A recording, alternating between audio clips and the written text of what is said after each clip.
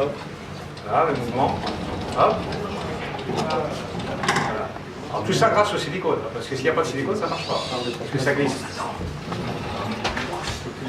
Donc le silicone en question, vous voyez, c'est la partie orange. C'est des feuilles de cuisson. Ça permet de faire une omelette, par exemple, sans matière grasse. Et ça coûte 1 € la feuille. La feuille de concept. Et les pneus sont faits avec ça. On va partir maintenant sur les capteurs. On va commencer par les capteurs de la face avant. Donc je vais les montrer par ici, après je vous les montrerai là-bas. Donc tout d'abord, les capteurs de la face avant, on a marqué un certain nombre de capteurs. Il y a un arcène encore ? Oui. Voilà. Donc on va commencer par la détection d'adversaire, je pense. Voilà. Donc pour la détection d'adversaire, on a deux systèmes. Le premier, c'est le système par balise que l'on pose sur le robot adverse et qui permet de connaître le cap et la distance approximative du robot adverse, qu'on couple avec un système à ultrasons, ici. Donc trois capteurs à ultrasons et deux mêmes à l'arrière. 3 capteurs à ultrasons. Et lorsque les deux sont concordants, c'est-à-dire que lorsque les capteurs à ultrasons détectent un objet et que la balise repère l'adversaire avec le cap, avec le bon cap et une distance approximative qui est bonne, on part du principe que l'adversaire est là et donc on va pouvoir commencer à freiner. Ce sont des capteurs à ultrasons qui sont à seuil et voilà, qui permettent d'arrêter le robot lorsqu'on arrive près du robot adverse. Pour compléter, je prends l'exemple, par exemple, le robot qui est face à la fusée, l'US voit. Et l'US voit, mais c'est pas un adversaire. Et il sait que c'est pas un adversaire. Pourquoi? Parce que la tourelle a repéré que l'adversaire était ailleurs. De la même manière, les arbitres ont tendance à se coller un peu au terrain, voir les photographes ou cinéastes qui sont comme ça. Ça peut être très gênant avec l'ultrason. Dans la mesure où ils n'ont pas une balise sur la tête, c'est bon, on ne les voit pas. Disons qu'on rejette le repérage par l'US dans la mesure où la balise ne confirme pas qu'on est bien dans le cône optique qui est devant ou derrière. Donc voilà pour la détection de l'adversaire. Donc là on vient de faire 6 capteurs d'un coup, c'est génial. Maintenant on va passer aux différents capteurs optiques que l'on a sur la face avant. Alors pourquoi 3 et pas 2 ou un seul? Plus on en met, plus on couvre un grand spectre devant le robot. Ouais. On en a un au centre et un sur chaque côté. J'aurais voulu que tu dises plutôt. Plus c'est un cône. C'est pas un piège. Les ultrasons qu'on achète, alors il y a 2 types d'ultrasons.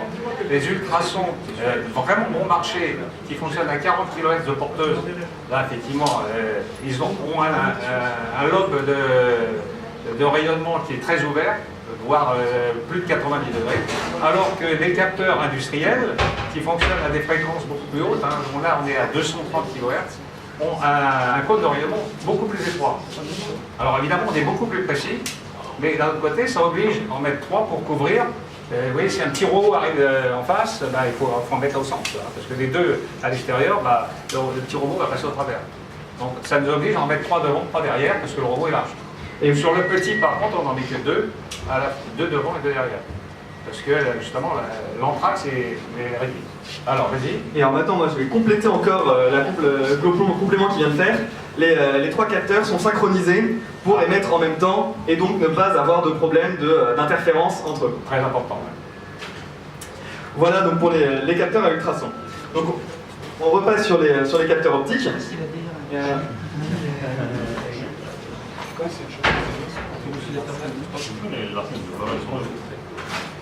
Voilà. Ouais, il y a moins de poissons. Donc, on va repasser sur les capteurs optiques. Ici en haut, il y a 2 capteurs optiques, donc je vais faire tourner le robot. Vous le voyez tous, ils sont là. Qui vont permettre en fait de se recaler sur la prise de la fusée. Et donc de vérifier que le robot est bien en face de la fusée et va pouvoir prendre ses cylindres avec, si possible, le plus de réussite possible. Voilà pour ces 2 capteurs, je pense que c'est à peu près tout. Couplé à un laser, ouais. Qui donne la distance. Couplé au laser qui est en bas, qui va permettre de connaître la distance à la bordure et donc évidemment se rapprocher. En fait, si vous voulez, le principe, c'est vous avez vu, le mouvement, c'est hop à chaque fois. Donc il faut quand même une grosse précision, c'est de l'ordre du millimètre. Si vous voulez que l'on prenne un et que le deuxième ne suive pas, parce que ça va nous embêter. Là, avec le jeune, là. Donc ça oblige à avoir une grosse précision sur la distance à la bordure, et ça c'est obtenu par un laser. C'est un laser qui a une portée limitée, c'est-à-dire 15 cm, enfin 5 mm, enfin 5 cm jusqu'à 15, mais par contre il y a une précision monstrueuse, il est mieux que le millimètre. Donc ça permet, à chaque fois que le robot recule et avance, il sait exactement où il est. Et il sait qu'il doit avancer de temps pour choper l'objet suivant. Voilà pour la prise de la fusée. On va maintenant...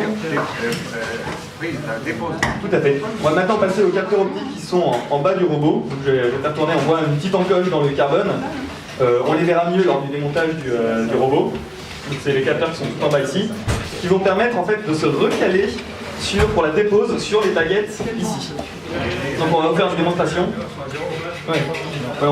Allez, c'est bon. Vous les voyez, les capteurs voilà. rouges. C'est les capteurs rouges tout en bas du robot. Il y en a 4. Deux en bas, deux en haut. Voilà. Et ils vont permettre de recaler le robot face aux baguettes pour la dépose. Pour être bien en face des baguettes et être sûr que lorsque le cylindre sort, il n'aille pas taper sur les baguettes. Hop, tac. J'arrive à peu près à le caler. Bon, il est meilleur que moi.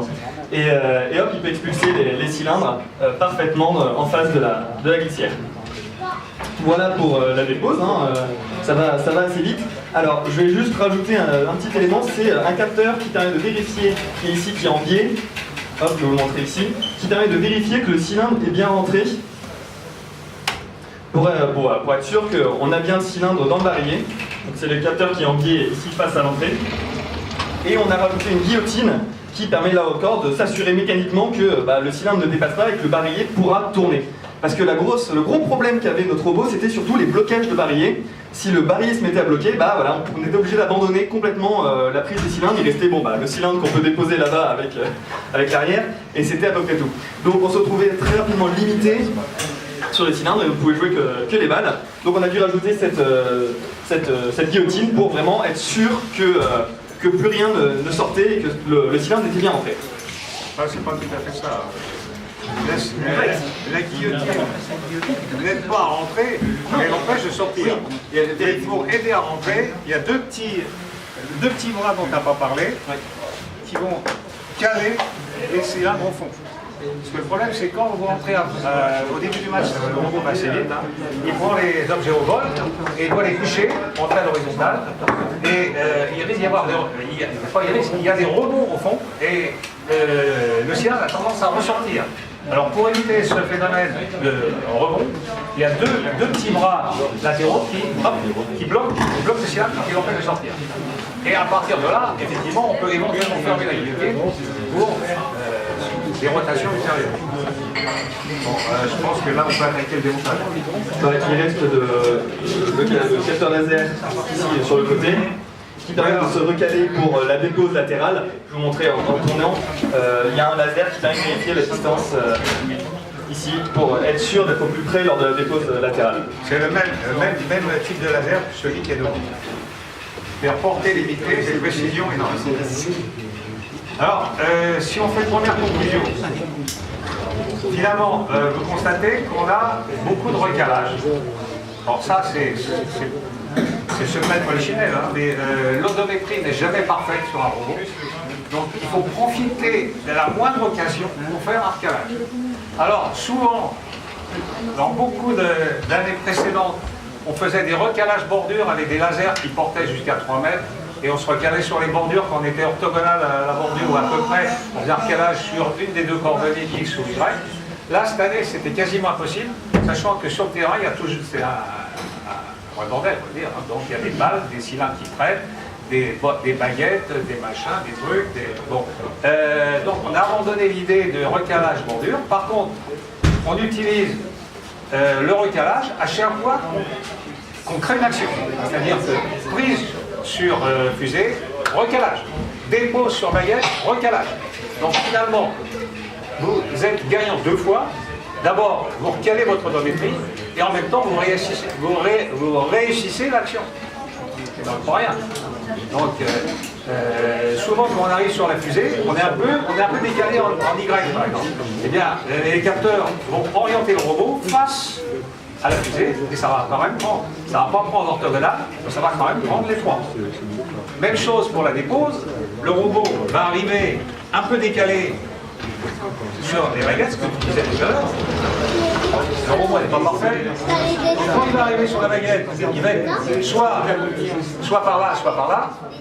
Mais les deux capteurs vont faire, alors si j'exagère, par exemple, il va arriver comme ça décalé de 3 cm. Alors là, c'est peut-être un peu exagéré. Je caricature. Les deux capteurs vont faire en sorte que le robot s'oriente comme ça. Ce qui fait que le cylindre qui sans capteur, bien taper là-dedans, c'est une catastrophe, ça ne marche pas, va s'orienter face à la chose et ça va rentrer. Donc là, et on en profite pour recaler XY, même sur l'oblique. Donc vous gagnez sur deux tableaux, vous recalez votre robot et en même temps vous réussissez votre action. Donc ça, il faut absolument passer par là, c'est très important. Alors évidemment, vous allez me dire, ça coûte des capteurs.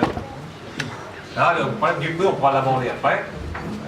Et justement, il y a des choses à dire là-dessus. Mais on va commencer à peut-être démonter. Juste montrer le dessous du robot, même s'il y en a beaucoup, je pense qu'ils connaissent comment c'est en dessous. Voilà, rapidement montrer. Parce qu'après, il y a la limite la fin de là. Il pèse combien le robot cette année? 13 kilos. 13 kg 200. On a resté le log, mais on n'est pas encore à ça.